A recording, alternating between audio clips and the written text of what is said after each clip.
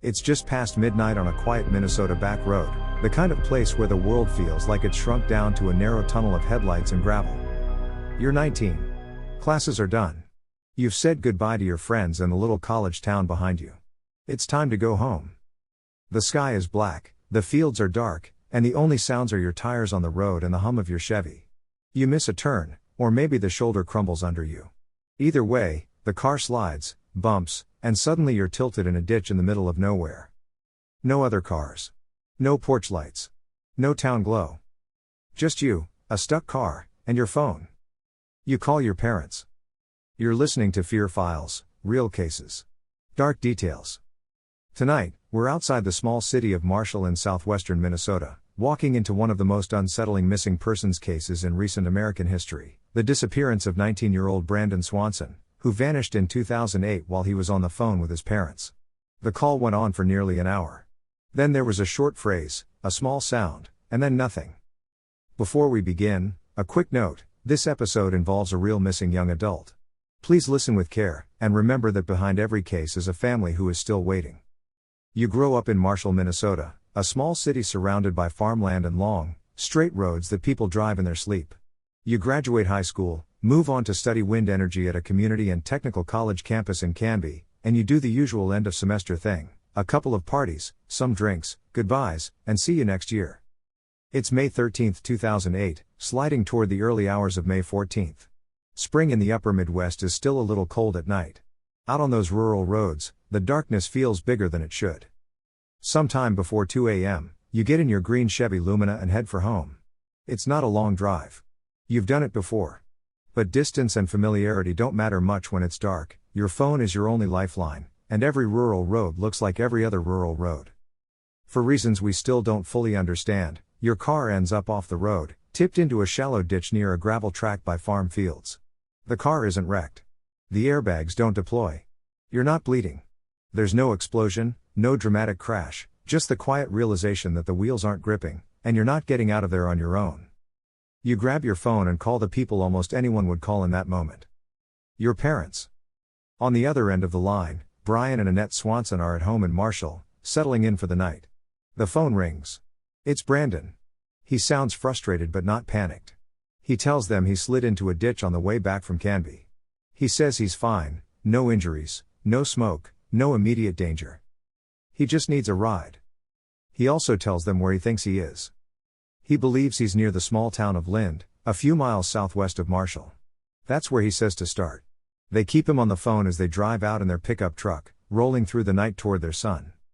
Out on that road, the search begins in a way that feels almost old-fashioned. No GPS pin, no location sharing app, just a general area, some directions, and a pair of worried parents trying to follow their son's voice through the dark. They reach the area near Lind and start scanning the ditches and shoulders. Brandon stays on the phone, describing where he is and trying to guide them in. He flashes his headlights, turning them on and off so they can see him. They do the same, sweeping their own beams across the road, hoping he'll say, "I see you." But he never does. He doesn't see their lights. They don't see his. And slowly, it dawns on everyone that something isn't lining up. At some point, Brandon gets tired of sitting in the car. He tells his parents he can see lights in the distance, maybe a town, maybe a farmyard, and he decides to start walking toward them.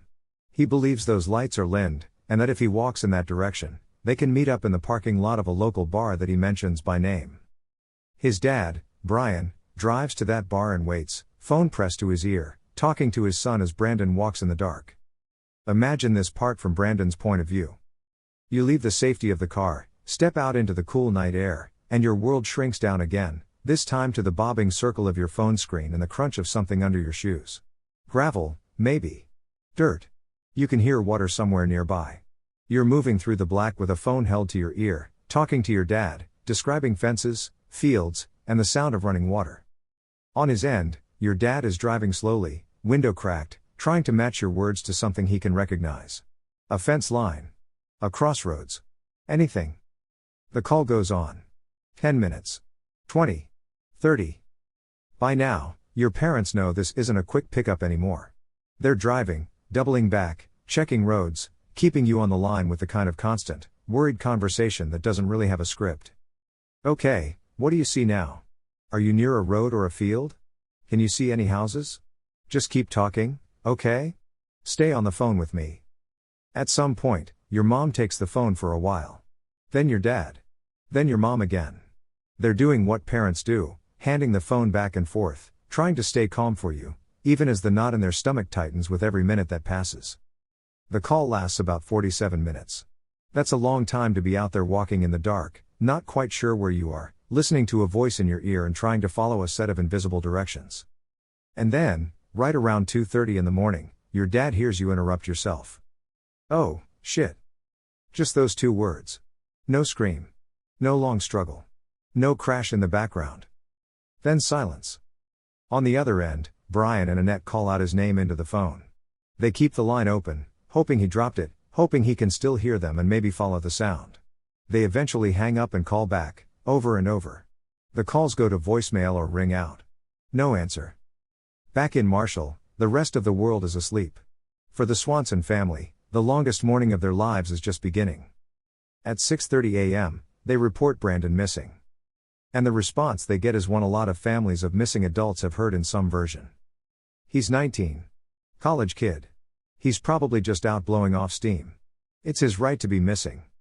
In other words, wait. Give it time. He'll turn up. But his parents know something is terribly wrong. That late night call, the stalled car, the walk in the dark, the abrupt oh, shit. None of that sounds like someone who just decided to disappear. Later that morning, the local police do begin searching the area around Lind. They find nothing. No sign of Brandon walking into town. No sign of a confused 19-year-old asking for help at a house or gas station. Nothing. Then investigators pull his cell phone records. And that's where the whole story tilts sideways. The phone data shows that Brandon wasn't anywhere near Lind when he called. His phone had been pinging off a tower near the tiny town of Taunton, about 25 miles away, off in another direction. Suddenly, that whole mental map everyone was using, the streets, the bar parking lot, the routes in and out of Lind, turns out to be wrong. Brandon believed he was near Lind. He wasn't. He was farther northwest, near farm fields and gravel roads that all look eerily similar in the dark. Search teams head to the new area. They start checking the roads near Highway 68, the main route from Marshall to Canby. There, near the Lincoln County line, they find Brandon's car, a Chevy Lumina, hung up on the edge of a gravel road by a ditch.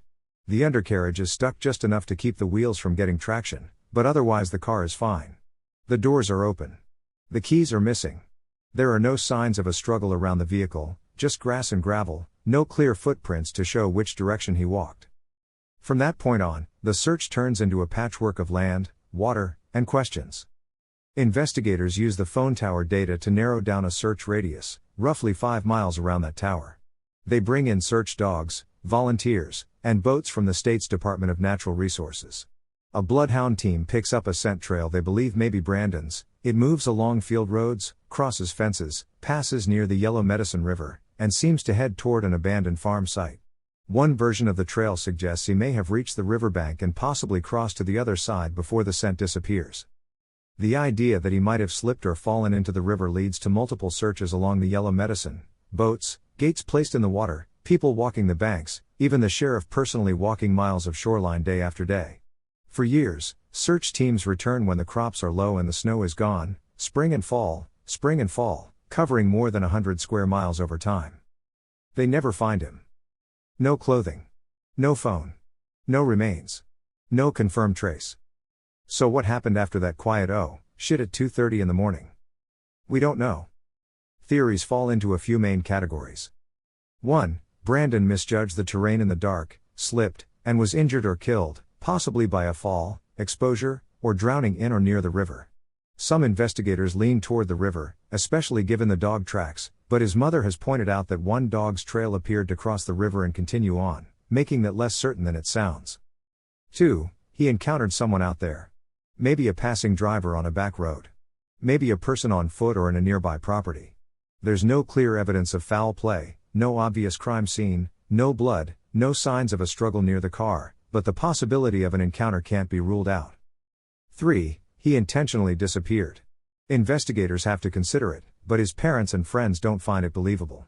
He was making plans, finishing school, talking with his parents in a way that didn't sound like someone staging a vanishing act.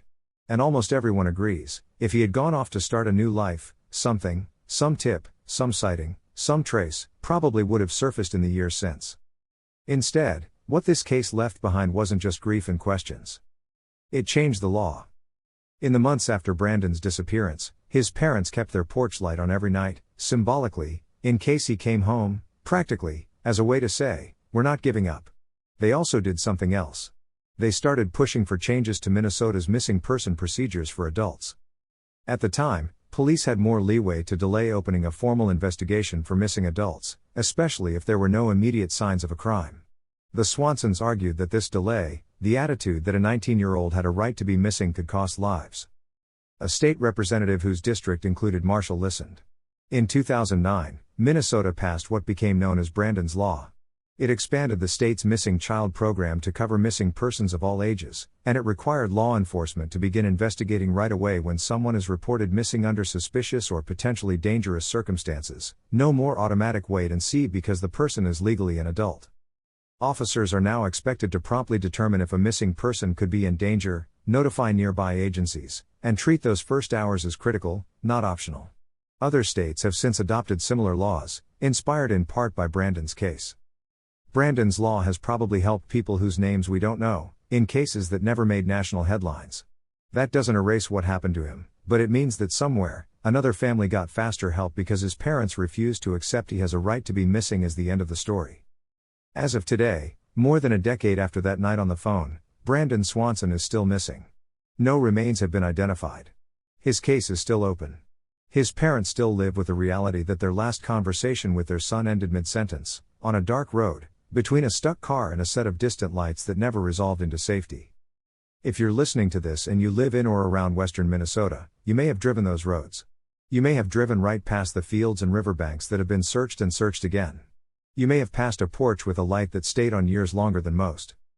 If you have any credible information about the disappearance of Brandon Victor Swanson, no matter how small or old it seems, contact law enforcement or your local FBI field office. Don't attempt to investigate on your own, and please do not contact or harass the family. They've lived this night over and over for years. What they need now is real information, not speculation. Cases like this rattle something deep inside us because they're so ordinary on the surface. A late-night drive home. A minor accident. A phone call to your parents. The sound of your own footsteps in the dark. And then, 2 words. Silence. An empty road. No camera footage of the final moment. No neighbor who saw everything. Just a young man on a phone, walking through the night, saying, "Oh, shit," and disappearing into a space between what we know and what we can't quite reach. You've been listening to Fear Files, Real Cases. Dark Details. Stay safe out there. Get home in one piece. And if you ever find yourself walking in the dark, let someone you trust know where you really are.